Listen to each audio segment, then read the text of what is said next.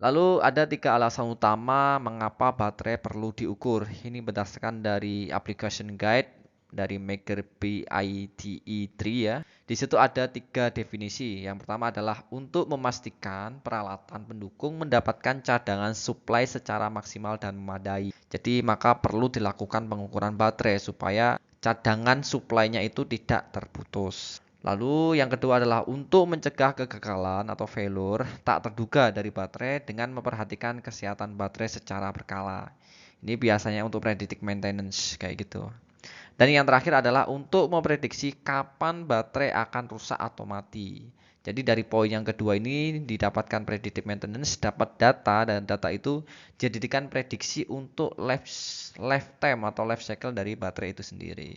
Jenis-jenis baterai ada berbagai macam. Kita tahu bahwa baterai semisal baterai di baterai HP ya itu ada LiPo, terus ada lagi baterai ion pada motor listrik dan masih banyak baterai lagi. Nah, ini salah satunya adalah baterai VRLA atau Valve Regulated Lead Acid. Ini biasanya digunakan di UPS-UPS. Baterai VRLA atau Valve Regulated Lead Acid ini adalah jenis baterai asam timbal yang dirancang untuk mencegah kebocoran cairan elektrolit. Baterai ini menggunakan timbal dan cairan asam sulfat. Jadi timbal ini sebagai elektroda dan asam sulfat ini sebagai elektrolitnya. Baterai VRLA dibagi menjadi dua tipe, yaitu tipe gel dan AGM atau Absorbent Glass Matte. Baterai VRLA memiliki keamanan yang lebih tinggi, tahan terhadap kebocoran dan minim perawatan. Maka dari itu, baterai VRLA ini sering kita jumpai di UPS-UPS.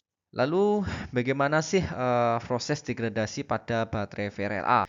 Ini berdasarkan dari Hyoki Lead Acid Battery Handbook ya. Jadi di situ ada proses self discharge. Baterai VRLA dapat mengalami self discharge sekitar 0,5% sampai dengan 1% setiap harinya. Peningkatan self discharge yang meningkat akibat suhu dan konsentrasi elektrolit biasanya disebabkan akibat tiga faktor utama, yaitu peristiwa elektrolisis, reaksi antara elektroda dan elektrolit, dan terjadinya kotoran atau residu.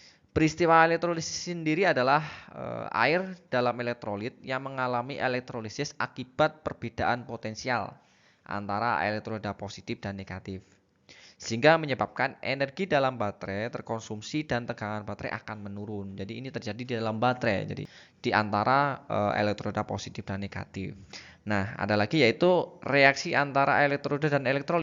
Karena asam sulfat encer dalam elektrolit adalah asam yang mudah bereaksi dengan logam, ketika bereaksi dengan elektroda akan menyebabkan tegangan baterai turun meskipun tidak ada beban yang terhubung ke baterai. Jadi ini terjadi di dalam baterai juga.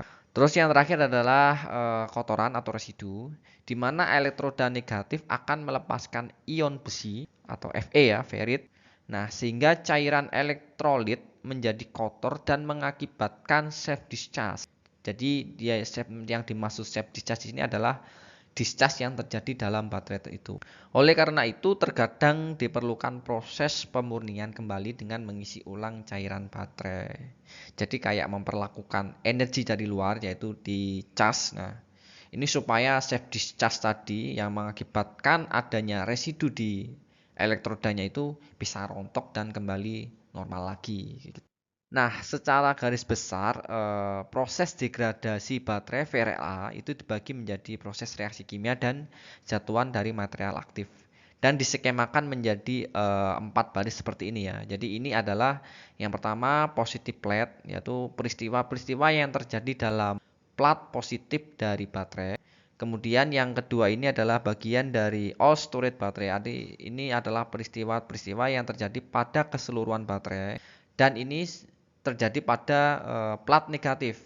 Yaitu di sini ada satu aja yaitu sulfation. Kemudian ada water loss. Ini juga ada satu kejadian yang ada di elektrolit atau cairan elektrolitnya.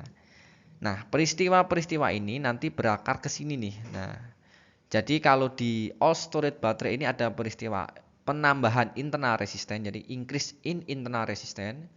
Kemudian ada pengurangan kapasitas dan pengurangan service life atau life cycle. Ini masa dari baterai itu sendiri.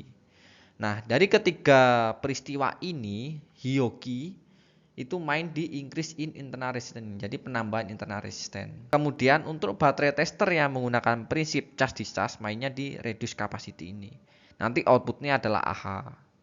Ada juga yang menggunakan CCA atau cycle. Nah, cycle ini mainnya di service life ini. Jadi sebenarnya beberapa penggunaan metode baterai tester atau metode yang digunakan pada baterai tester sebenarnya saling terkait. Tujuannya adalah untuk mengetahui apakah baterai itu bagus atau tidak.